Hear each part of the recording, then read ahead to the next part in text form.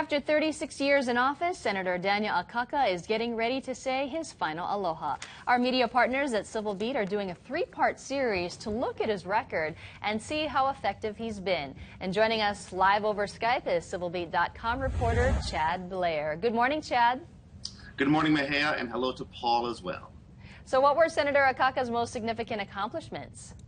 Well, we talked to a Senate historian, and he says there's two kinds of senators. There's the workhorses, and then there's the show horses. And Senator Akaka, much appropriate to his style, is a workhorse.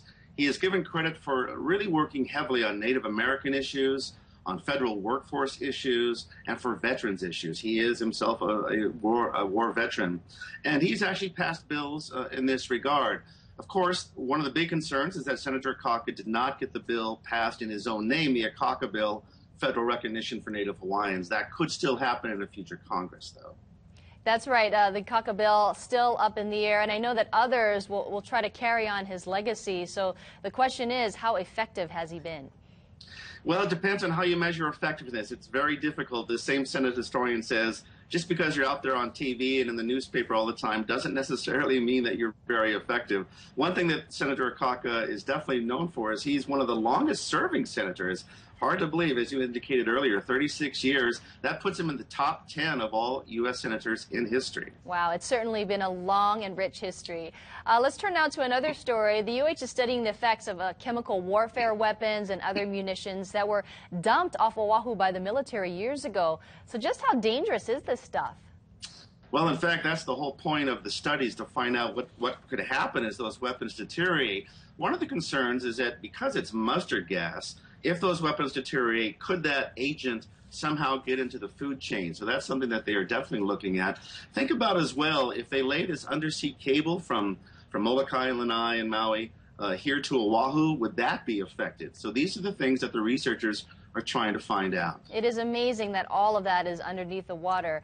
Now, a consultant's report on how to cut school bus costs is out, and you have an inside look at the consultant. What did you find? Well, it's a company from Maryland. Apparently, they have a lot of experience in this regard. Interestingly enough, they were not the lowest bidder on this contract. What they found out was that, in a nutshell, just about everything in the state school bus program needs to be reformed. As we've reported, school bus costs have doubled in the last couple of years, up to about $75 million a year. You've also got a report on energy, and UH researchers say the state missed the boat on cutting down electricity costs in Hawaii. How's that? Well, the main advice that this report has, also from the University of Hawaii, is that Hawaiian Electric really should look at upgrading their power plants. Some of those plants are decades old. We did speak to a spokesperson from Hawaiian Electric who says they are, in fact, focused on efficiency.